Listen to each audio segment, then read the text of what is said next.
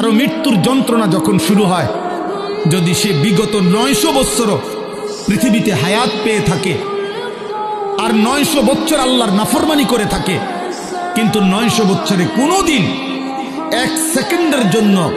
কোনো রকমের দুঃখ কষ্ট বেদনা, এক ফোঁটা চোখের পানি পড়ে নাই, একটা সুইয়ের কাঁটার আঘাত লাগে নাই, পুরাপুরি 900 বছর যেই নাফরমান সুখ আর আনন্দ আহ্লাদে এই দুনিয়া কাটাইছে, খুদার কসম তাফসিরে লিখছে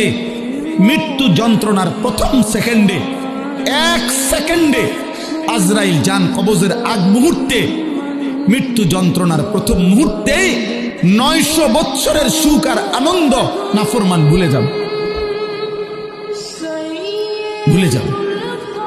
ভুলে যাবে।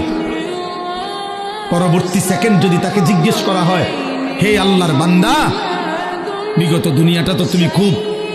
আরাম এবং আয়েশে কাটাইছিলা,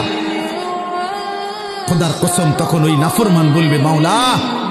সুখ কি জিনিস আমি তা জীবনে কোনোদিন দেখি না, অথচ সে সুখেই ছিল।